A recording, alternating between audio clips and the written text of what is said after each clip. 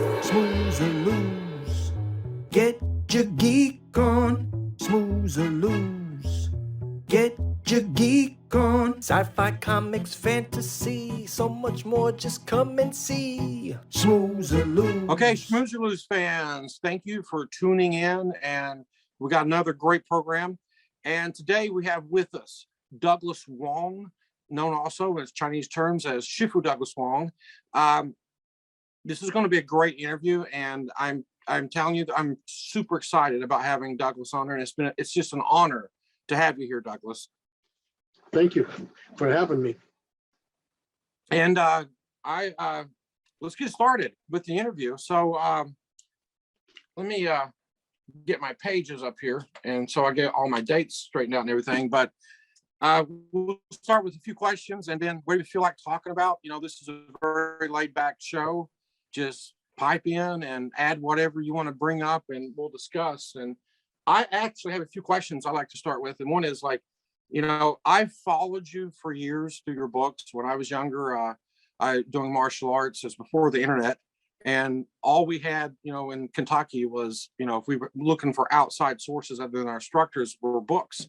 So I've had your books, studying them since the 80s, and they really helped me out, you know, in my martial art progress. They were excellent books, and they're still available, aren't they, on Amazon? Yes. I have 4 books. 2 of them were out of print, and they're being reprinted again by INI Sports Company. So they have all the books in there. So all 4 books are still existing. Yeah, the one I remember, I think it's called Kung Fu, The Endless Journey. The first one was Kung Fu, The Way of Life. That's the little white cover one. Yep. And then the second one was Shaolin Fighting Theories and Concept with the black cover. And then the third one was my Wing Chun book, The Deceptive Hand of Wing Chun. Yep. And the last one was Kung Fu, The Endless Journey. Yeah. First and fourth were the ones that I owned growing up and stuff. And I really love The Endless Journey because you actually put a lot of really good training modalities that a lot of people have never seen in the martial art world. And it kind of blew my mind when I saw it. And I right away started, you know, using those and implementing those in my own training. Right. Yes. There's a lot of stuff I put in there, more advanced movement, intermediate to advanced motions, you know, and a lot of good training methods in there. I have a question, and this is something like you may want to answer or not. In the book, I remember placing a can on the abdomen, like the dantian, yes, to strengthen it. Right. And I had only seen something similar to that, and it was part of like the old Shaolin Iron Body training. Right. Yes. Is that where that came from, or? There's a lot of stuff I developed on my own, you know, and that was one of them because we were using the training cans with concrete and stones in it. I had them all made, and we were doing the plum flower patterns, the horse training. So besides just standing on them and doing it, I decided, well, let's do some more. We did stretching on it. We started using them for sit-ups. We push them up in the air while we put the legs up. We laid on top of it to strengthen up the stomach also and balance on it. So there was all kind of things we did with it. So they learned a lot. We did all like the crane dips instead of just doing on the ground. Stood on the can, got the balance got lower. So it made everybody more advanced in their stretching and their balance work. Wow. I remember, you know, the just the jongs, you know, the Mayflower poles, and not everybody has access to digging a bunch of poles in the ground. And you, I think, were the first person that I've ever seen use the cans with the cement. And I implemented that, and it helped me for years because I could just go in my basement and put all the patterns of the Mayflower poles there and train. And, you know, that just your method, that one method alone helped me for years in my training. Yes, you know, a lot of people like that. They say, yes, portable, you can take it anywhere. Because usually when I go do seminars or training camps somewhere, take the cans with me, put them out there, and we can work with them and put them in various patterns. Because, you know, everybody's a different size. Because you got the kids there, you got the adults on, so you can readjust it all together. So that's what I liked about it. Wow. And, you know, something else, like it also gave me the idea, because when I'd originally studied Dojo Ryu before I got into Chinese arts, and a lot of the grip training with the vases, and not everybody had access to those. But I used your idea with the cans and filled them full of cement, and was able to do all the tiger claw training and the Goju Ryu training. So it was very ingenious what you did. Yeah, we got the smaller cans, the 1 pound coffee cans and some of the vegetable cans. We work all different sizes to work like the strength of the crane beak, tiger claw, the snake, everything. So it strengthens up the wrist and the forearm. So Yep. you have, so when you apply some power, some punching, you have some power behind it. Absolutely, absolutely. And this leads to my first question. So how old were you and what got you started into martial arts? Well, I started martial arts when I was around 10 to 12 years old, serious training about 12. And that was first art was judo. So I was in the non-Chinese art long before, because there was no Kung Fu here in the Los Angeles area at all. So I started judo, and then later on I went into Shotokan, Goju-Ryu, Chinese Kempo Karate under Ed Parker system. Yep. Some Aikido. And then finally, my teacher opened up a studio in Los Angeles as Grandmaster Wong. So he was the first Chinese instructor to open up to non-Chinese. And so I started studying with him back in the early 60s. And that's when I started in the Kung Fu. And then I got into other Kung Fu art besides his style. His style was a 5-animal and the 5-family style. And then a new Kung Fu school opened up a block down the street. So I went into there. And that was called Ya Kung Moon, which is called the soft head style. And that is what the 5-animal, 5-family is, the Shaolin style. And Ya Kung Moon is the anti-Shaolin style. So I learned both styles. Nice. So, yeah, so the Ya Kung Moon is was a breakout of what was called the white eyebrow. Like, yeah, Bok Mei. Everybody knows white eyebrow style. Yes. And Ya Kung Moon, what happened is the student Ha Hung was a student in the white eyebrow system, got in a fight with the instructor, he split from the system and started his own system. And so most of the sets there are similar to the white eyebrow system.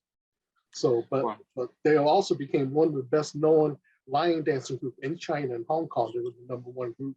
And even when they came over to the United States, when they brought it over, they're still very strong with the lion dancing. Wow. So I remember Ark Wong, like reading about him for years and stuff. And yeah, it was amazing. He was the first, I think, Chinese instructor in U.S. history to actually open up to non-Chinese to teach. Yes. Yeah, he was featured in the Black Belt magazine, first Kung Fu instructor on the cover there. Wow. He was the first one that opened up to the United States to do it. So, yeah, that was.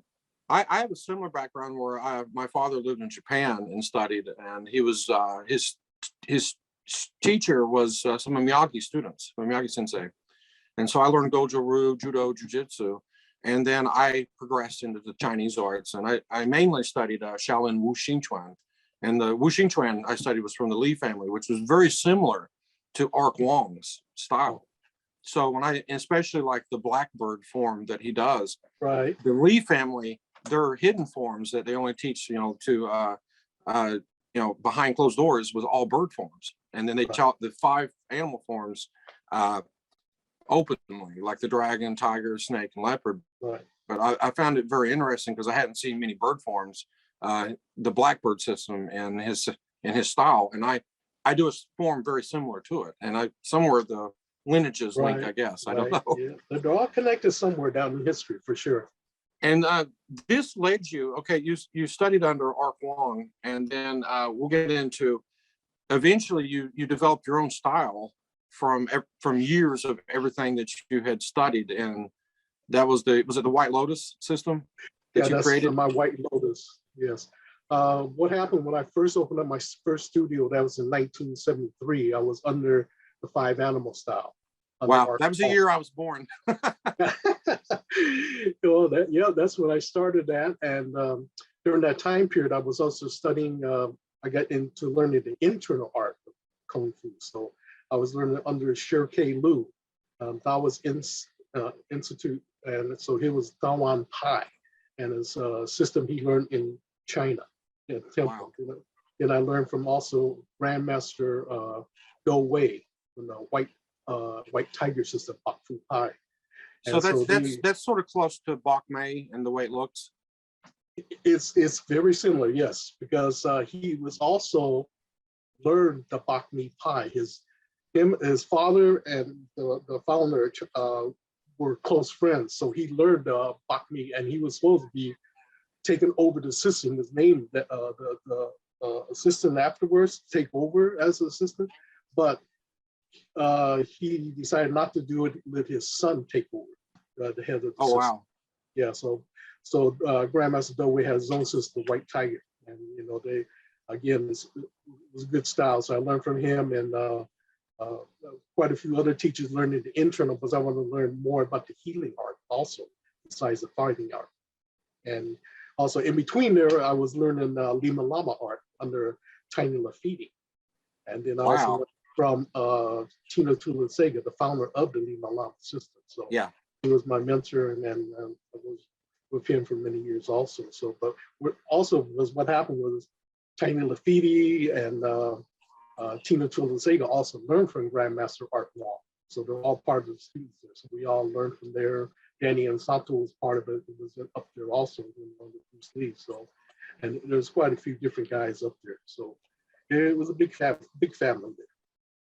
Nice. And so this later led you into forming the White Lotus system. Yes. Like all the different styles that you had learned. Yeah, I put it all together because I couldn't call it just one system or one name or anything else like that. And so me and my students sat together, my senior student, and we came up with the name White Lotus. I mean, we came up all kind of different names, Black Lotus, Red Lotus, this style, that style. And then finally we settled on White Lotus because it's a flower that's closed at night. But in the morning when it opens up, the sunlight gathered all the information. That's where we want. When we gather information, and we close and we meditate on it from there. So that's why we picked the name White Lotus.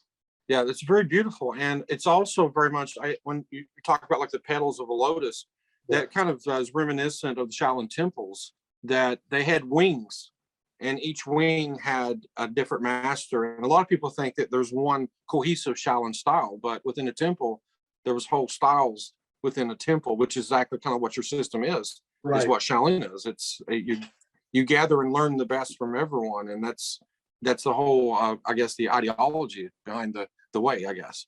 Yes, that's what it is. Because but some people are, because of the body shape, size, weight, whatever, they're more stronger in one certain system than others. But it's better to learn all the others, so if you ever come up against them, you know how to defend yourself.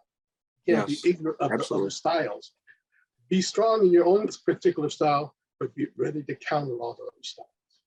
Yeah, that's definitely the Chinese way. It's like you learn the art of your enemies, and it betters your own art. And that's why a lot of times I think the masters protected their art so much, because they didn't want their own arts used against them. So they're afraid to teach outside of their families. And which again, it goes back to Art Wong, who was one of the first, Chinese to actually open up to, non-Asians. That's true. Yeah, that's why I tell students, when they come to the school, they say, well, when we went to this art, our teacher told us, forget this. This is the only true art. And I always tell these people, never forget what you learn. Add to what you learn now. So everybody always say, empty your cup and take this cup of knowledge. But I always tell, you can have more than one cup. Have 6, 7, it's fine. Have all the knowledge, drink all the tea. You have all that knowledge now. Don't just throw away what you learned. You spent so much time concentrating, participating, learning. Why forget it all? Yeah, it's the whole like the being bowed and humble. If your cup is always tilted, it's never full, and you can always keep pouring water into it. I think that's the old Chinese proverb, if I'm not mistaken. Yeah. And so this is where I'm excited to talk to you about, because I was 4 years old, which this would have been 73, around 77. I saw my first martial art movie on television or TV show, and it was the pilot episode of Kung Fu with David Carradine. And I saw it in 77 for the first time. I was 4 years old, and I never forgot it. It impacted me so much. And and at that time I knew I was young. I didn't know a lot about martial arts, and I watched it with my dad, and I was blown away with everything. And I asked my father, I was like, is this real? I mean, I remember asking as a kid, I was like, is this real? Can people do this? And he's like, yes. He said, I studied, martial arts in Japan. And that got me started on my endless journey of studying martial arts. And this is why I'm so excited to interview and two ways. One, your martial art knowledge is just endless. And you've been doing this for so many years, studied under such great masters, but also your involvement with this TV show that has, you know, everybody that's done martial arts, especially my generation, that TV show was just amazing. It brought in the whole philosophy, culture of not just Chinese culture, Chinese martial art culture, and gave Americans for the first time, I think, a pretty good understanding of Chinese culture that they, would never experience unless they traveled to China, which was part of the beauty of the show. But how did all that happen? You being involved with the show, and you were on the pilot episode. I don't know if you were in any more of the episodes. If you were there, I didn't recognize you. Yeah, but I recognized you in the pilot. Yeah, they shot more of me into the pilot film. And how it all started was one day my dad's insurance agent, Art Wong, A-R-T, was there renewing a new policy for my dad. So as he was coming out the door, I was working out with my kids in the garage, my garage boys, as I call it. And he was looking, he said, "What are you guys doing?" I said, "We're doing Kung Fu." He said, "Kung Fu? Hey, I have a friend that needs help right now." I said, "What kind of help?" He said, "Well, he's doing a new TV show, and can I give him your number and have him call you?" I said, "Sure, go ahead." So the next day, David Chow, technical advisor Kung Fu, called me. Wow. Yep. And that's how it all started. And he called me, come down to the studio. So we went down to Warner Brothers Studios. I met with the guys down there, and they were asking me all kind of questions about my background, how much training wise, and so forth. And then they said, well, we have this actor that we want to see if you think you can train him. And I said, I thought Bruce Lee was supposed to be in this. He said, no, we have a different guy. I said, so they said, well, we have this actor. We want to see if you think he looks Eurasian. I said, Eurasian? I said, okay. So they bought him out, and it was David Carradine in a white robe and his eyes made up and the skull cap on. And walking real slow, and said, "This is who's going to be the actor." I said, "Well, yeah, he looks Eurasian." And they said, "Can you think you can train him?" I said, "Sure, I can train anybody. That's no problem." So that's how it all got started. Wow. So out of the blue, never been involved in a movie or anything like that, but just it happened in my insurance. My dad's insurance agent came down and saw me, and that's what gave me the start.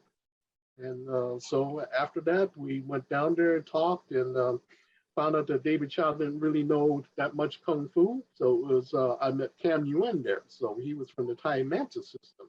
Yeah, Thai Mantis and Northern Shaolin. Yeah, so we became real good friends. So we became his assistants. We gave him all the Kung Fu movements, all the stuff. Was in the beginning, he was going to have the guys wear all judo outfits. And I said, wait. This is Kung Fu. We don't wear that kind of stuff. So I had to explain about what the uniform looks like and all this kind of stuff. And we wore shoes. They couldn't get the shoes in time, so we were all barefooted in that cold winter December in LA. I mean, on the concrete, it was freezing. So, they were just going to go barefooted. So the masters got the shoes, but all the disciples and the kids, we were barefooted and freezing our butt off out there. Oh, wow. Yeah, it was so different. So, but he didn't know anything about real Kung Fu, what it was all about. Well, So, I'm glad they had you there to bring the authenticity to it, because I think it turned out well. I love it. Yeah, it was great. So me and Cam had a lot of input into it, and so we did a lot of different stuff. Was we were from different Shaolin arts, but it's still similar. So it was great. Yeah, so nice. Where was the set at? Was that in LA? Yep, there was a Burbank studio in Burbank. It was that's where we filmed it, and the other part was at Disney Studios, Disney Ranch, where we shot the outside scenes at the railroad tracks and all that stuff. We had that scene. So like the outer courthouse or court yard of the Shaolin Temple. Was that Disney? That was on Burbank.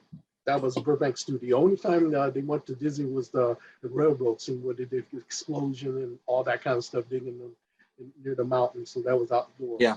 But Burbank had all these back lots where we had all the town when you walked in from the desert and stuff like that. So that was already on the Burbank studio lot. Nice. So we're going to circle back to that because there's some questions I have about the first episode that we'll get into. Paul, if you can, let's pull up some pictures here, and we'll talk about some of the pictures that pop up, and we'll let Douglas here talk about what's on the screen. Oh, this is the opener for Kung Fu. Let's go to the next picture, Paul. Here we go. And this is the set. Yes, this is on the set. This was the temple scene where they had the shoot. There was Shangri-La's set that they used long ago. And so they converted to the Shaolin Temple and found out that this set no longer exists. They made it into a parking lot. So that whole place is gone. Oh, that's sad. I would have liked to, as a fan, went and visited that spot. Yeah, that's too bad they didn't keep it, but they said it was a parking lot now. So and the uniform you have there, that's what the disciples at the temple wore. Yeah, that's the disciple. We have two different uniforms. This is the one we've had for our action where we did the kicking and getting thrown and everything else. And then when we did the long walking or anything like that in the temple, we had the long robe that goes all the way down to the feet. So it's one piece uniform. So this is the two-piece action uniform that we call it. So that's what we wore there. And I had my regular shoes on there walking around because I didn't want to walk in that cold concrete. I don't blame you. Yeah, so that's why it's regular shoes. They say, well, I don't look like workout shoes or martial arts shoes, but it's not. It's just regular shoes. Nice. Okay, Paul, let's look at the next picture. And that's to the right, yeah, David Carradine. Well, actually, David Carradine's left, but all right, if we're looking at it, I believe that's you there. Yeah, that's me to the right there. And that's Keith Carradine played the younger King. So I had to train David and Keith and work with him on the stick fighting part that we're doing staff fighting. And so you see our head was shaved. We had all long hair, and it was like 15 of us that had the long hair. And they said, well, we're only going to take you guys if you guys shave your head. And so only 5 people volunteered. And I was one of them since I was going to do some training anyway. So I said, I had nothing to do, cut it off. So they weren't going to pay us anything extra. So that's what everybody said, well, you can pay us extra. So no, we're not. So after they cut us off, and later on they paid us $300 extra. That's like a couple $1,000, So yeah, some good money back in the days, back in the early 70s for sure. And this scene is when he asked the question, I think, what is the best way to deal with force? Yeah, he was talking to Master Tay or my senior classmate, John Leone, asking about how to avoid the different structure power and stuff like this. So that's when we started the action, the beginning part where one guy got thrown and I was the second guy being thrown. Yeah, and, okay, let's see the next picture here, Paul. And I think this is the setup for the roundhouse kick. Yeah, this is it. So it's actually an inside crescent kick. The first time I did it on camera, it went over his head. I overdid it. Oh. So we had to retake, and then I had to lower my kick down so he could grab it. And then he grabbed me and tossed me on the ground. And we had a judo mat that David Chow brought in underneath the dirt. So we had the cover on top. So we fell on top of the judo mats. Okay, next photo there, Paul. Yeah, here's the kick. And Yep, caught it. Yep, caught my kick. That's when I lowered it down so he could do it. Yeah, and then the next picture. Let's see the next picture, Paul. And then here's something I was going to bring up to you that I didn't know. You're falling here. Your arms are going straight out, which is correct. Most people would put the arms behind them, which would endanger breaking your arm. And I'm like, this guy has studied a lot of Chinese Shuai Jiao or Judo because your fall form is perfect. Yeah, well, all the judo training came in for sure. And John Leone was also studied under Art Y. Wong, and also Kaji Kempo instructor, one of the top instructors that brought it over from Hawaii. So he knew all the different arts. So, we worked together very well, for sure. I remember like some of the kick defenses I learned in studying Shaolin Wuxing Chuan and Bagua Zong. And it was actually, we did this move a whole lot. And so when I watched this, I was like, hey, this is exactly what we're doing. Yep, definitely, Really nice choreography there. Okay, let's see the next photo, Paul. And this scene, I think, is done so beautiful. The dialogue here, well, actually it's monologue, is him describing all the styles, what the master's done. And this courtyard scene was forever burned in my head. I've watched this probably 1,000 times. It was done so well. Who wrote all of this and provided the information for the dialogue in the scene? I'm not sure who the writers were or anything about that. They had good writers for sure, you know, writing the philosophy behind it and everything else, each scene. But yeah, this is one of my favorite spots right here of the Shaolin Temple scene, you know. So up the where my senior classmate John Leone did the snake, and my other senior classmate Ralph Shun, he did the white crane. Ralph Shun done crane, I think. Yeah, he did the white crane. And then my teacher did the dragon. And Art Wong. Yeah, Art Wong. And Cam Yuen did the mantis, and Ronnie Kwan did the tiger. Nice. So, yeah, they and wanted me you know, to this was the first time a lot of martial arts enthusiasts in the United States, which most of them had only seen like karate, where a lot of servicemen had come back from Japan, and judo or jujitsu or something. But this was like the first time a lot of people seen anything about the Chinese arts, and I thought it was very beautifully demonstrated and, you know, represented. Yes, definitely. You know, it showed a lot of the open, where it was more the soft hand technique or more circular motion, more than the linear, like in the karate style, as you say. So yeah, it was something different that opened up the eyes of many, many people and many, many instructors. Yeah, and to be honest, like this movie, especially this scene here, like you know, I started Goju-Ryu at 4 years old, and jujitsu, judo, and like this made me seek out, you know, kung fu instructors, you know, just the whole philosophy behind it, and the, you know, it just is so fascinating to see for the first time. But this was my first exposure to kung fu. Yes, yep, this is it. And it's amazing how there was, what I like about it is that there was actual kung fu masters so involved with choreography, and not just that, they were on display here as masters in the Shaolin Temple, which I think was just a beautiful nod to their skills and everything. Definitely, yeah. So that was, I was glad that we got all my teacher, my classmates in there, and you know, we did a great job. Definitely.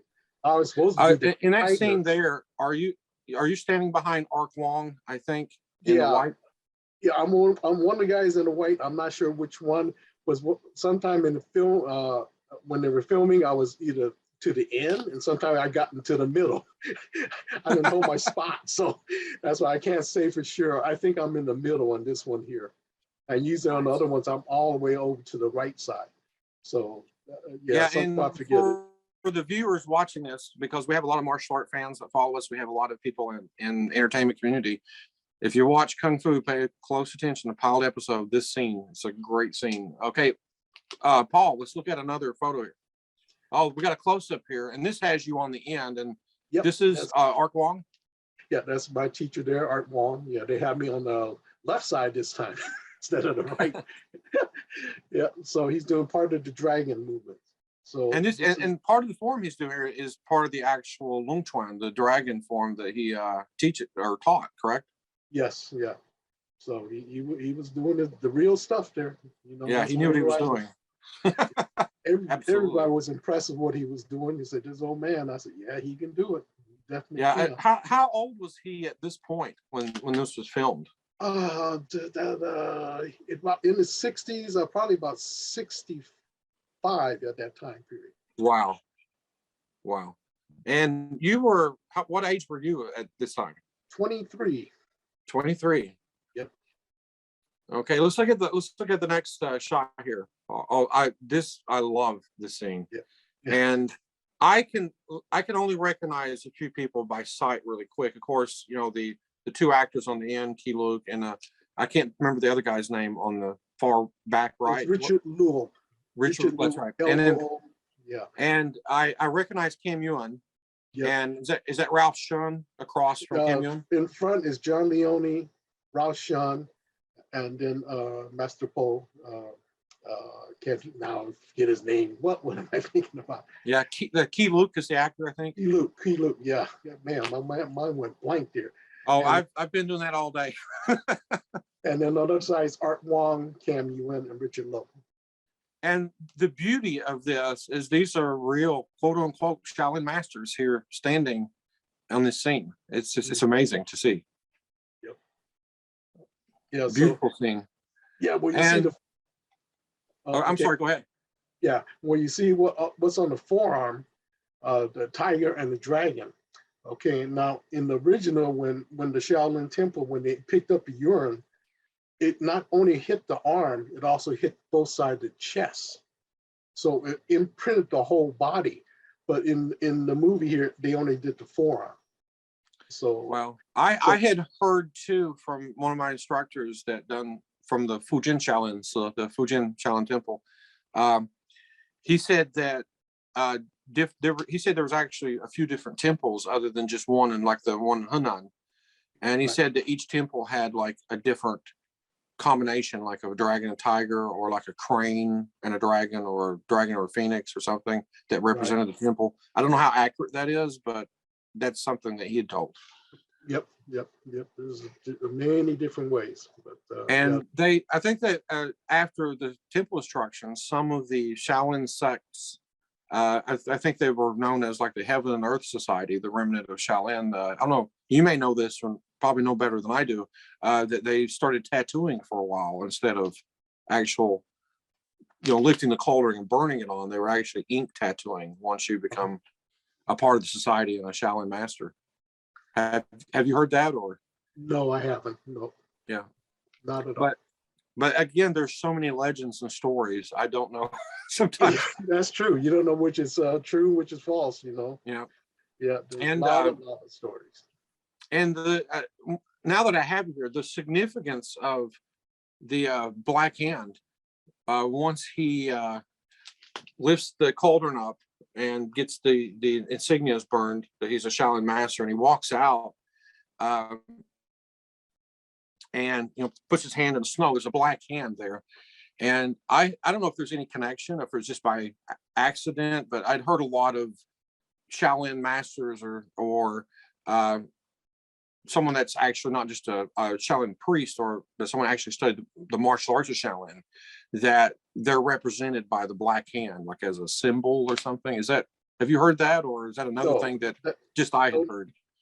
No, I don't know what that is. It's supposed to stand for the Buddhists. So that's what I thought too, growing up, that it was a Buddhist symbol, but I'd heard that it had to do with the black hand being a symbol of a Shaolin master. I have no idea. Nope, never heard that one. No. Okay, let's go to the next scene here. Okay, this is a great picture. And now we're going to jump away from Kung Fu a little bit and talk about some of your other entertainment endeavors.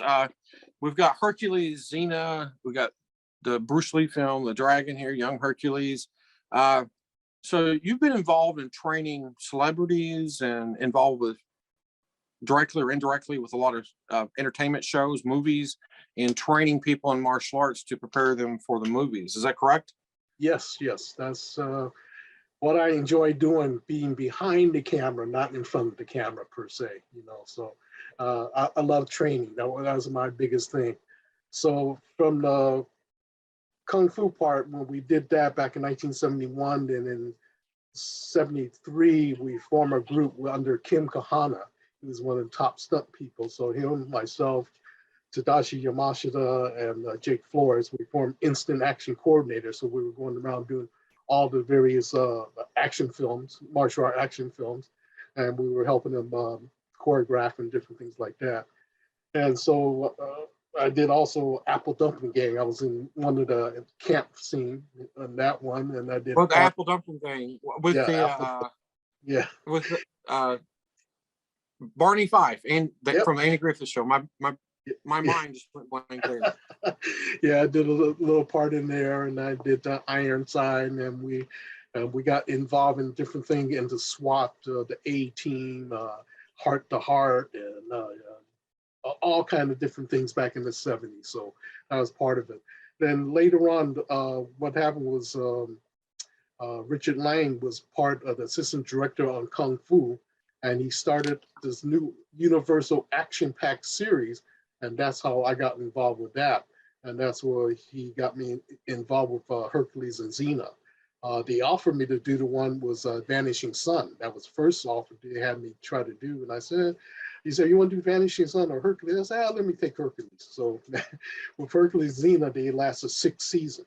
So where Vanishing Son was only 1 season. Yeah, Vanishing. I was gonna say Vanishing Son only went about a season. Yep, 1 season. That was it. So I sort of glad I took Hercules and Xena. So when they pulled me in there, I said, okay, what you guys want to have? Different type of fighting, gladiator fighting, Western type boxing, or whatever. They said, no, we want Kung Fu. I said, well, that's up my alley. That's no problem. That's what you want. I will So you're do it. speaking to the right person. That's right. So that's how we got started. Well, I started with Hercules, and we did his action-packed film. It was the movies. He did 6 movies before the series came out. And so we helped him train on that. So I trained him. And then later on, Xena was part of she was on the Hercules shows, and they decided to do a spinoff. And so they decided to send Lucy Lawless to me, and I trained her for a while so she could do her action scenes also. Nice. And well, before that, I did Dragon, the Bruce Lee story. And what with happened Jason with that, Scott Lee. Yeah. So I trained him 6 months for that movie because Steve Lambert, one of my students, was the stunt coordinator on there. And they had me help him train him. And Rafael De Lorenzo was the producer on that set. And then she recommended me to do the Hercules series. And so that's how I got connected to doing that.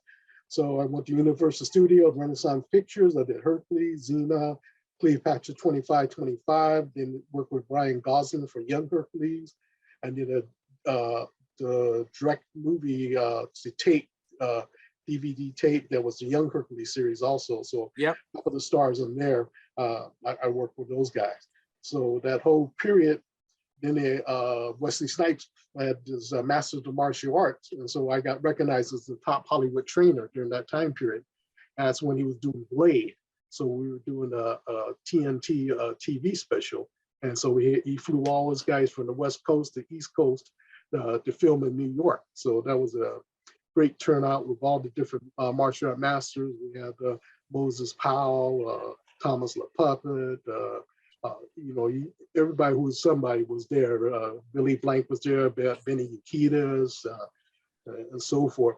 Cynthia Rothrock was up there with me with Al DeCosco. So we were recognized as the Kung Fu people. So I had a great time training people.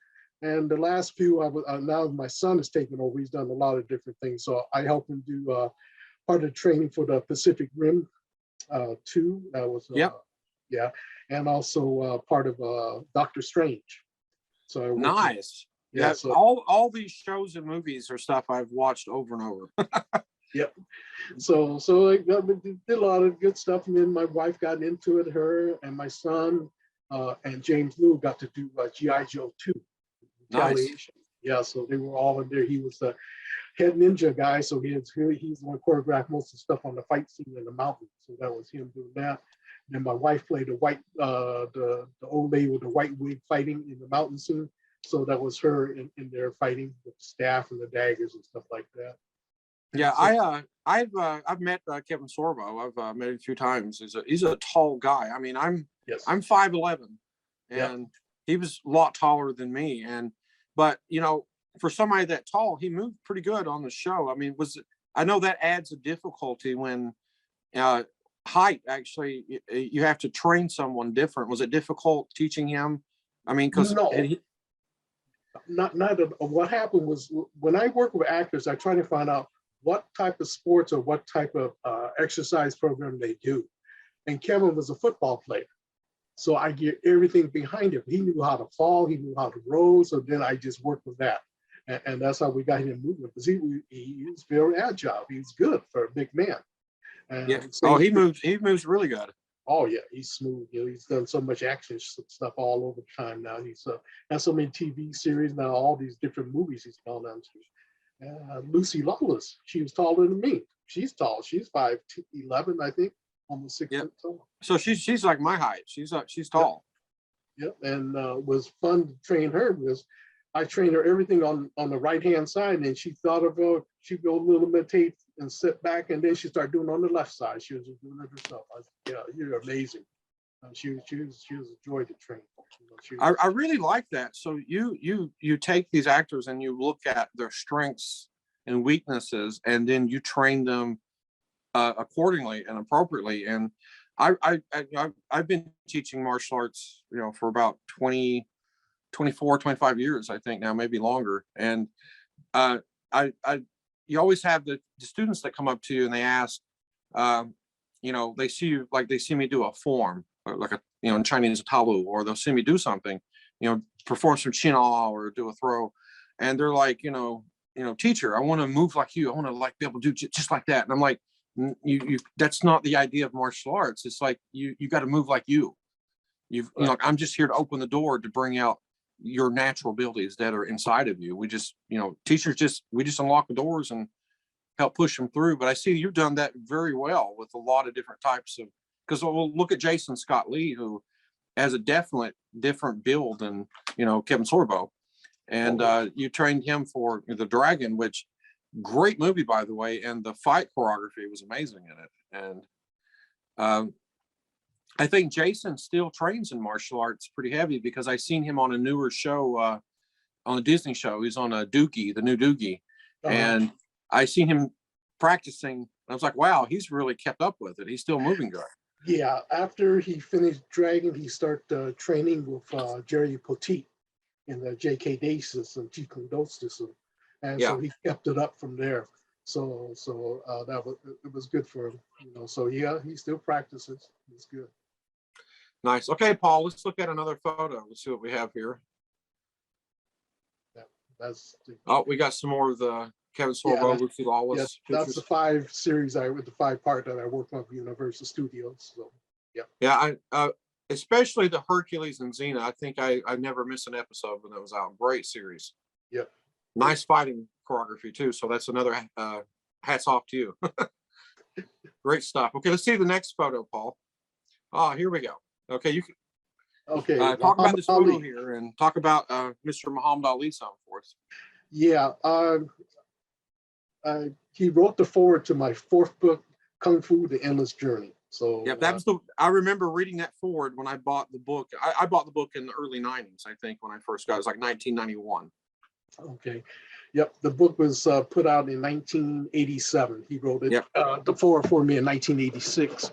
And I met him through a person I was working for the city of Los Angeles at the time, medical service division. Was always working full-time job to support my family, keep them going besides my martial arts. So I did daytime work at the city of Los Angeles, and nighttime I had my studio. So I was going and did movies in between whenever they had time. So that's how I worked my whole life, always working 2 or 3 jobs. And I met Muhammad Ali. And at the time I was working, he had a boxing stable. So I went down there to work with his some of the boxers. And I was working with the Wing Chun. I was using the sticky hands, sticky legs, bumping the body, doing all this kind of stuff. Because he had some boxers like, 250, 300 pounds. And there's some big boys, and, some of them 6'6". So I had to handle myself. I'm not as big as those guys. But, I trapped their hands and show them different ways of how to get in there. Because a lot of guys, once they grab you, they hold you, and they clinch. But I was showing them how to use the forearm to dig into the ribs and punch into the ribs once they had the clinch in there, because they're pulling their arms in tight. So use that power, use that same pull they have to go into their body, striking with them. So I was showing them different ways, and I was showing them how to use the knees to throw them off balance, how to throw them into the ropes and everything else like that, and how to develop more power in their punching. So we did that for 6 months. A lot of guys couldn't take my training. My training was pretty hard. It's not boxing; it's martial arts mixed with it. So I'll try to. Yeah, I've never seen or myself. I've never trained from a good Chinese instructor that teaches authentic martial arts that has not been hard. It is tough training. And something I want to ask you, because I always thought this, and now I have you, I can ask you, because this was, I remember seeing the forward in your book, and this was probably like in the early 90s. And I had went back and, watched a lot of Ali's fights, and he was famous for some ghost punches where he would just knock somebody out from like 0 range. And people were like, they couldn't even see how he punched, but it was like, he generated a lot of power from close range and would knock people out. And people, it was to the point where some people questioned and thought the person threw the match, and it's not what happened. And my question to you, did you have something to do, because I know what you've studied, that you can generate massive amounts of power at short range. Did you show him some of those techniques that he was implementing? Because that's what it looked like to me. No, now he was doing that before. By the time I met with him, he was out of the boxing, so it was no problem. But you know, he had extremely long arms. I mean, he had like 8-inch reach on me. But he was showing me all his punching, everything else. He did it from the relaxed mode. There's nothing, no tense. He whipped it out like a whip, just like a wet towel. When you snap it to the end, that's how his punches were. So his punches were very Chinese. Yep, they were. Yeah, they weren't like regular boxing punching. So he had that technique. He was relaxed. He just snapped it out at the last moment. That's why even Bruce Lee tried to follow Muhammad Ali. Watch his fighting, watch his footwork, watch everything. But Muhammad Ali was a natural fighter. I mean, even after he retired, I mean, we were still going in the ring. He was still dancing. He was still doing everything that he could when he was younger. So that's why he kept his body going. He kept training till he had the Parkinson's disease, and that took over. You know, that was kind of bad. You know, so saw his health and his everything go. So it was pretty bad. But that was really sad to see all that happen. Yeah, he was a great man. I mean, we used to sit, talk 2-3 times a week. You know, and just talk about life, about people, about everything. You know, he had a lot of knowledge. That guy was down to earth. You know. He kept up the party. He said, yeah, I had to be outgoing and I talk bad about people and all this, but that's not the way he is. But he was really a nice, mellow person, really. Nice. Yeah. So he definitely captured the true essence of a warrior then. Very humble, nice. Yep. That's him. He's the warrior, as he always calls himself. And who's this in the picture in the middle here? Oh, that's my wife, Carrie. Oh, is this your wife? Okay. Yeah, that's my wife. Yep, she's been with me now. She's the head of the White Lotus system now. I handed it down to her, so nice.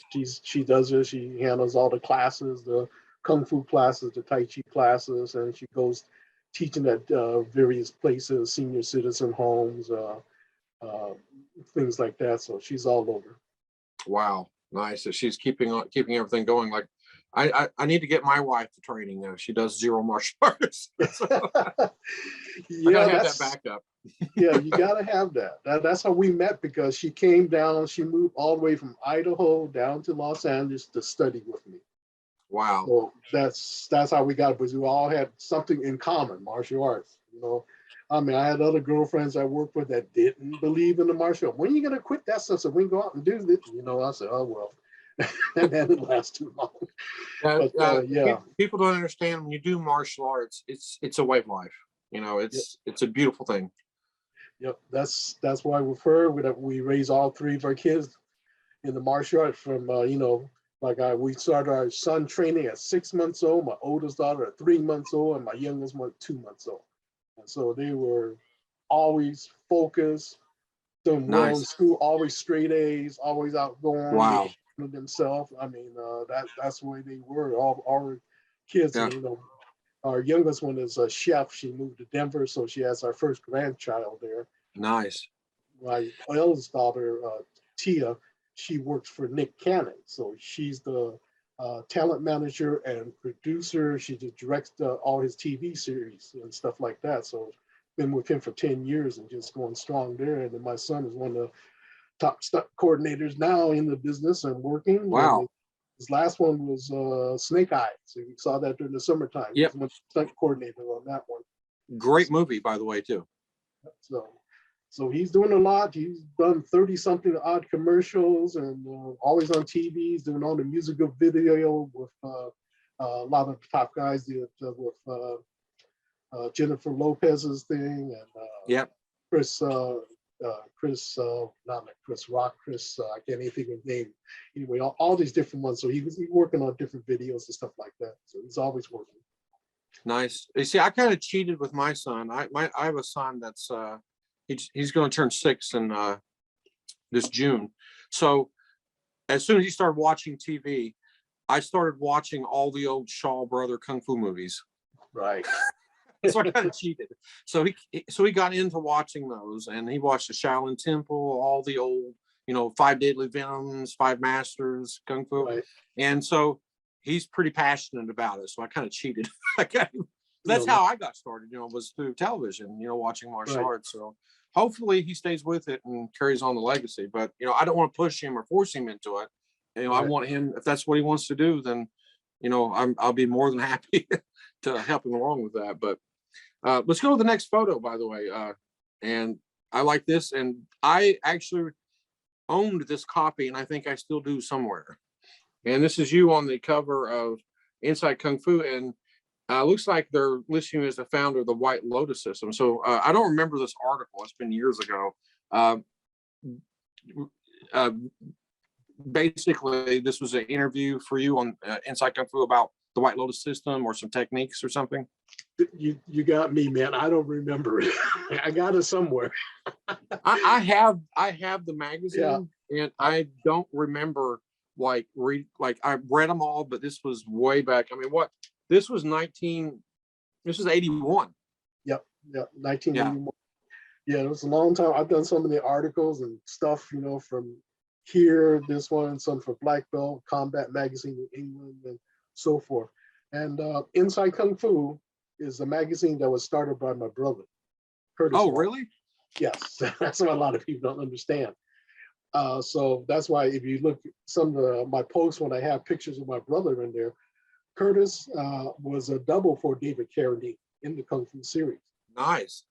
And my other friend and student, James Liu, was also in the Kung Fu series. So we all were there working with David Chow. We all became good friends and so forth. So in fact, David Chow and my brother became close friends. And so Inside Kung Fu, what will happen when we opened up our first studio in 1973, my mom was a seamstress, so she made all the Kung Fu uniform for us. And so we wanted to advertise it, to sell it more, spread it out. And so my brother went down to Black Belt and found out the price of the advertising. And he said, no way, man, that's crazy. And he said, you know what? We're going to start our own magazine. And so that idea came up in May of 1973. The first issue of the magazine came out in December of 1973. On the cover was David Chow and David Carradine, since we all worked with them before, so it was easy to get them on the cover and get an article inside there. And on the back of the magazine was a picture of Bruce Lee. So that's how we started this. So Inside Kung Fu was the first one.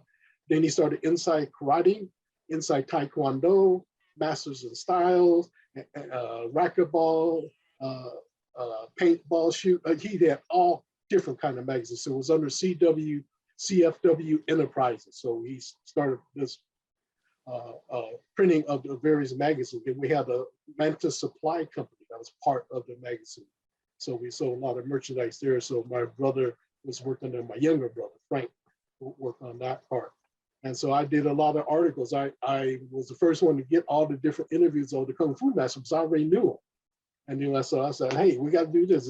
Let's get you into inside the magazine. So that's how I knew a lot of the masters in San Francisco, New York, everywhere else. And that's how we started getting them all. Because they all knew I knew Kung Fu. So they said, oh, well, I guess you guys would be good. I said, yeah, we want to do mainland Kung Fu. But we had so many different friends. I had many different friends from different arts, like Bong Su-han from Hapkido, Manny Yukitas, all these guys. So we got them in there, but then we started Inside Karate so we get to cover more of the different art. Then he specialized into Inside Taekwondo or the Korean art. So that's how we spread it all out. So yeah, I still get thank you letters from all these guys, hear from them all the time. Ernie Reyes Jr., Ernie Reyes Sr., it's just all the different guys. Cynthia Rothrock, I see all the time. We've been known each other forever, And so she's always in the magazine. Eric Lee, so we have Brendan Lai in there, Al Novak, all the old guys from San Francisco. For the younger viewers watching this, I mean, I can say from my own, personal experience, I grew up in Indiana and Kentucky and, practicing and studying martial arts, and there was no internet. There was no way of looking up and researching all this stuff. And Inside Kung Fu was a lifeline to a lot of us to look at other styles and to find out a lot of information. I mean, there's nowhere else we could have got. There was no library we could walk in and find books on kung fu, and we couldn't hop on the internet and start looking at websites. So these magazines were so helpful to, people like me growing up. I got so much information, learned about so many styles, so many masters, and just seeing, different perspectives of martial arts was so helpful. I mean, what can I say? They were invaluable to the martial arts community. Yeah, it was a great magazine. We had it in the family for 37 years, but then my brother sold it to a company in New York. Within 2 years, it went out of business because they were trying to crunch numbers and not stories. When we did the story, it was in depth. So, we try to give you the information, what was behind the style, how it was formed, what development was there, what the strong points are, and so forth. Was we trying to dig into it? That's what I wanted. I wanted to learn something. So that's how the articles came out. Everybody learned the same thing. I can say I was only in Inside Kung Fu. I was in one issue, but I didn't appear in my picture. It was just a listing for the international national championships. I won a gold medal one year, and I think I won a few years, but I remember specifically Inside Kung Fu. It was a Sanshou tournament. I took first place in international. So my name was listed, but they didn't put my picture. Well, at least you was in there. That's for sure. Yep. So I was a part of that history. I'm very proud of it. Let's go to the next picture, Paul. And this is your book, The Endless Journey. This is the first book that I own. And I highly recommend this, people, that you're watching this. This has got some great information in it. Yes, that's very good, strong, you'll give you a good introduction to Kung Fu, show you what the movements, how to strengthen up your body, everything's on there. Like, I like it, was a lot of it, the training, but like tie the sash to the bag and just move around there, punching, different ideas of using it. It's like your opponent, because you can use the weight to pull them in, or you chase after the bag, which a lot of people didn't understand. How can you keep up with your opponent? That's one of the training methods that I put in there. And then on the other one is he's on top of the training can doing the strengthening exercises with the leg. And my wife was doing some of the horse sets and so forth. My other one, Jimmy Brown, doing the stretching. So I have a lot of advanced stretching on the chairs and doing weights and everything else with it. So it's a very good book to give you what knowledge of what Kung Fu is all about. Absolutely. The training in that, especially with the bag, really helped me out a lot. And I used the principles and ideas in that book, and this specifically happened to me. And I figured, like following the bag, like when you hit it, it moves to move with it and to follow through. And I used that with a spinning back fist out of some of the Southern Shaolin stuff I had learned. And it was really funny. I did that for like a month, just training that. And I got into I won a Sanshou tournament, full contact. And this was back before we had a lot of head protection and stuff. We were crazy. And I used that move from that training the bag using your principles, and had a 4-second knockout. I knocked the guy out in 4 seconds with that technique. I moved right in inside, just like it. So I'm saying that this book helped me out a whole lot. And I'm eternally grateful for the information you put in. Yeah, the fighting information is very good in there. A lot of my fighting techniques are very good. Even Benny Yukida's acknowledged in his book, that I help with his training, some of the ideas and training methods and so forth. So, you hear from the man himself, one of the top fighters around. So he acknowledged me as one of the trainers that helped him do that. Wow. And I think we got one more picture to look at. And this was another Inside Kung Fu. And what year was this? 77, I believe. Oh, so we're going older. So the other one. This is the older one. This is the first one. Yeah. Yeah, you've got more of the 70s hairstyle there that I remember. Yep. Yeah, no more like that anymore. Oh, nope. Black. Oh, man. That's James Liu in there. That's my partner I'm blocking with. So, yeah. Nice stuff. So I think we've hit around an hour, and I can't believe it. I feel like we've been talking for 5 minutes. This is I've learned so much. Like, this is like one of my favorite interviews.